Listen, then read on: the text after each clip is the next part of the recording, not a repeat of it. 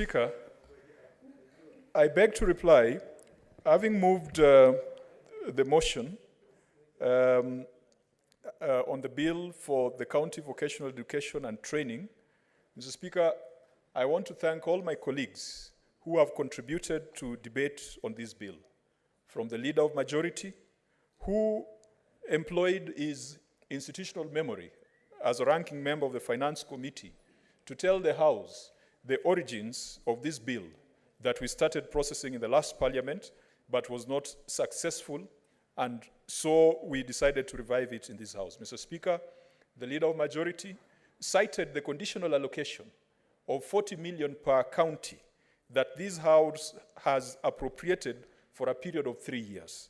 And we had realized that counties were receiving that money, and yet we didn't have a very good framework that would separate village polytechnics and homecraft centers from the purview of the TVET authority. Mr. Speaker, several other members contributed to the debate on the bill. Senator Mungatana brought the attention of the mover to certain litigation that has been ongoing with regards to employees of these village polytechnics and vocational centers, some of whom are still in the payroll of the national government. And Mr. Speaker, that was a very good observation, because we must ensure that as we devolve this function fully, we must also look at the human resource, and we must also look at the financial resources. Mr. Speaker, Senator Ledamo Lekina talked about the recognition of prior learning, and that this bill must attempt to entrench that in law. Mr. Speaker, I'm happy that the National Qualifications Authority, together with the TVET Authority, already are in conversation to ensure that prior learning can be recognized, so that that Otieno, who is a very talented panel beater somewhere in California, in Nairobi, can be formalized. Mr. Speaker, I believe those who are talking about hustlers and those who really believed in the agenda of hustlers would be happy if we can bring these people into the formal economy. And that can be done through recognition of prior learning, so that our experienced and our expert painters, experienced and expert mechanics, experienced and expert masons who do not have any certification can be recognized on their prior experience, and that can now allow them to tap into jobs in county governments and jobs in the formal sector.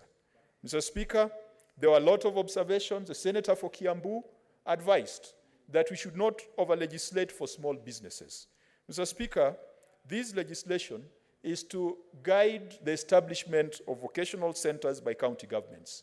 There is still going to be space for private sector players. And Mr. Speaker, when it comes to vocational training, the private sector has played a very, very important role.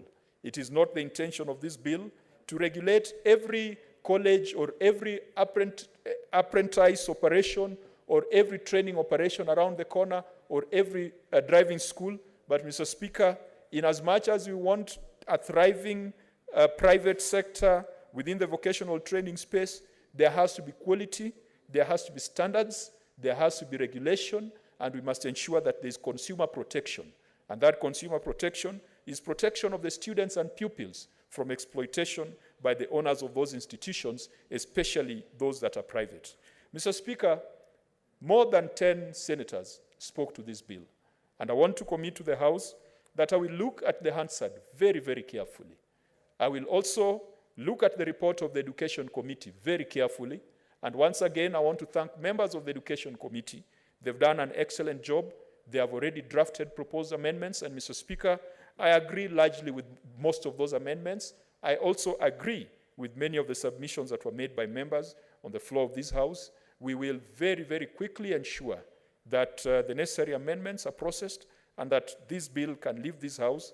And Mr. Speaker, I know Senator Mungatana has beaten me to the position of having his bill being the first being processed by the Senate.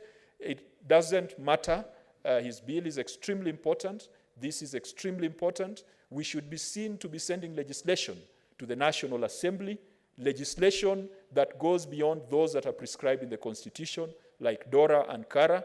And I want to encourage my colleagues with private members' bills also to follow suit so that we can flood the inbox of the National Assembly with legislation that is meant to make devolution work. Mr. Speaker, I beg to reply, and pursuant to Standing Order 66.3, I beg that the putting of the question be deferred to a later date. Thank you, Mr. Speaker.